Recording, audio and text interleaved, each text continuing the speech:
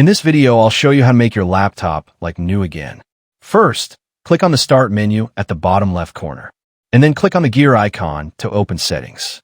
Once in the Settings, from there, click on the Update and Security option.